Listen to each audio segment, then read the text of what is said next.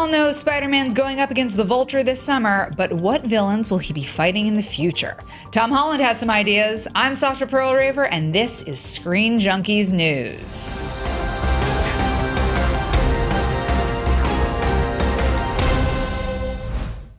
Spider-Man Homecoming hits theaters in July, where he'll be taking on the villainous Vulture, as played by Michael Keaton. But, as we all know, the studios will ride this cash cow to the bank, so we are guaranteed to see other Spider-Man villains popping up. But whom? Spider-Man actor Tom Holland has some ideas, and here's what he had to say. Quote, "There's so many good villains. I really like Mysterio, I like Kraven, I really like the Clone Saga. I think it could be really cool if Peter or Spider-Man has to fight people with the same powers as him. Spider-Woman's super cool. I think she's called Spider-Girl, who is his clone." End quote. Well, here to go over their own ideas are Matt Key and Jay Washington. So, based on Tom Holland's list, who would you like to see, Jay? Personally, I've been wanting this since the first movie we had with Tobey Maguire, and it was going down the line. I want to see Kraven the Hunter. Kraven is a Russian immigrant. In this day and age, he's a big game hunter. He doesn't like guns, bows, and arrows. He wants to catch big game with his bare hands. And for him, the biggest game is Spider-Man. And he does have points in the comics where he battles Spider-Man many times. He even hits him with a poisonous dart, but he always underestimates Spider-Man. So I would like to see that translated on the streets of New York. Some big Russian dude with lion fur around his neck who takes a mystical serum to get super jacked up, and he's hopping buildings against Spider-Man. I would love to see that in the film. I feel like you could play that character. Can we make that happen? Can you do a Russian accent? I can do the Russian accent. See? Look at that. I'd be Black Kraven Hunter.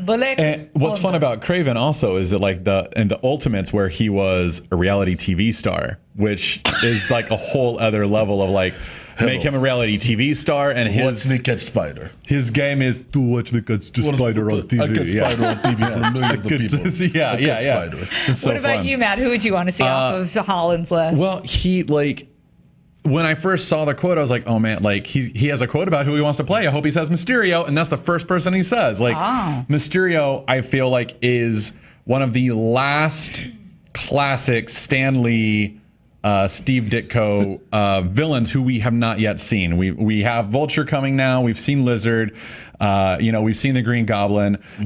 We still have not seen Mysterio, and Mysterio is such a ridiculous character. Like, he's a ridiculous character. He initially gets some of his tech from the Tinkerer, but he's a special effects guru. He's one of the top special effects guys, and he uses all of his know-how for special effects to make to disorient Spider-Man and to make him constantly believe, oh, the room is suddenly upside down, or I'm now not in the place that I thought I was. It's a very trippy, mind-altering villain that uses a bunch of fogs and poisons and stuff like that to disorient Spider-Man. Spider-Man, am I here or am I here? Yeah, he's that guy. He's like that dude. He's the dude in the mirror going, "Where am I, Spider-Man? Where am I?" So and then he's none of them. As like you're describing him, is this Jeff Goldblum? Oh my God, he would be a great Mysterio. Spider-Man, am I here? Spider. Are you there? Or no? Oh my God, you see the water, Spider-Man? See the water? Look, chaos theory. Look at me without my shirt on, Spider-Man. Ooh, it's chaos theory. See how it trickles down the hair? Trickles. Well, based on those, both sound like awesome villains. But what is the clone saga that he is discussing? I know. Okay, we both know a little bit. The Clone Saga it's a weird one. Like, the Clone Saga is weird, right? It's like awkward. But it's really cool. It's kind of cool what they did. So in the, I want to say early 70s, when Jerry Conway was writing for Spider-Man, after spoilers, Gwen Stacy dies. I know, I'm sorry. Click, crack, snap. That was the best part of that movie. Yeah. It was. It was. Not because I wanted Emma Stone to perish. But it was a great moment. It was very emotional, and it was really well done, and it really got me in the feels, and you thought that he had her, and then you get to see Danny DeHaan's horrible face again. It's really fun to talk to like comic book nerds who were like reading at that time. They all say, yeah, we cried when Gwen Stacy died. Yeah. Like it was a very emotional thing in the comics. And a lot of people still hate Jerry Conway for having done that, but it was a smart decision. It drove up sales and all this other stuff. So after that, And a weird twist, it turns out that their biology teacher was infatuated with Gwen Stacy and blamed Spider-Man for her death. For her death. As well he should. So he decided to clone Gwen Stacy and then cloned Peter Parker, but in cloning Peter Parker, discovered that Peter Parker was Spider-Man.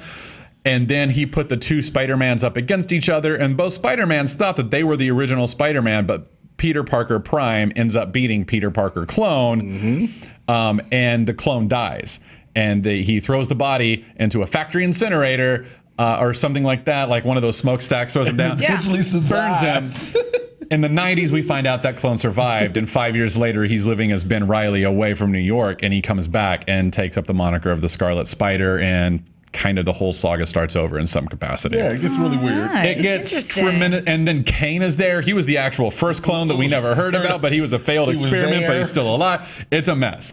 Clone Saga is a mess, but it's a really fun mess. And if they were to ever do it as a movie, it could actually be really fun. All right. Well, if they were to maybe go in a different direction, what films would you guys want to see?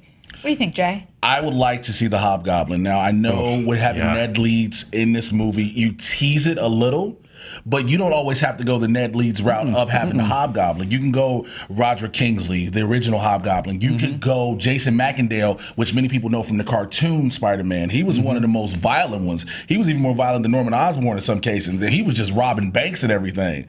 So you could do different things with the Hobgoblin. Bring him in. I mean, stop having to go to the Green Goblin. We've established that. It's been done. Willem Dafoe was amazing. Dane DeHaan, Men in Black yourself. Now, let's just keep it real. Men in Black neuralize yourself for that part of the movie. But it just it never happened. But you could do the Hobgoblin and it would work. Yeah. Yeah, Hobgoblin would be fun, and like to do like a whole Goblin Society sort of thing, because then you also have the Demo Goblin, and you go really deep into the goblins. Yeah, go deep into the whole Goblin thing, and just have a whole society of goblins. That would be fun. And running through New York City, absolutely. Yeah. What do you want, Matt? The storyline that really convinced me as a child that I liked Spider-Man more than I initially thought was Maximum Carnage.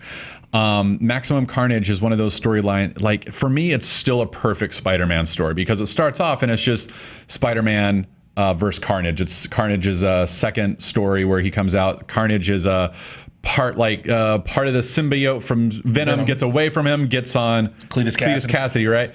And he becomes Carnage. So think of Venom and now think of that symbiote going to a known serial killer who is insane. Like homicidal maniac. He now has the power of Spider-Man and Venom, and he's like, well, I'm just going to destroy everybody. Like, this is going to be incredible bloody fun, and that's what he does. He gets a girlfriend named Shriek who can rip people's skin off with their voice, and they both just start terrorizing New York. Is that the R-rated Spider-Man? That would be, it's entirely possible that they're going to do like an R-rated Spider-Man with Venom. Like, and I think Sony's probably going to do that, but I would love to see Peter Parker take on Carnage in a Maximum Carnage. Do you want them to go as far as the other symbiotes that spawned off Carnage, the yellow, the blue? Oh, jeez, man. See, because you can go deep into the Maximum Carnage. Yeah. So Carnage himself spawned off about 4 other symbiotes, and they were just as crazy as Dad in a sense. Yeah. And if you ever read the comic book, the difference with Venom and Carnage, Venom always says we do this because it's 2 personalities.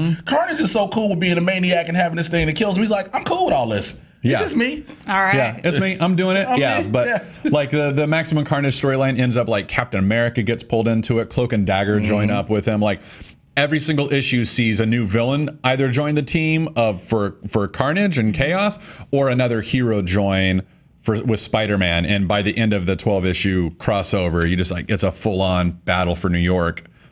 And it's great. Sasha's so amazing. I'm into it. I think that sounds awesome. But we want to know what villain you would want to see, what storyline you think would make for a great Spider-Man movie. Let us know in the comments below. You can tweet us at SJ News. Make sure to like and subscribe. Of course, you can always click here for more Screen Junkies news. Be good.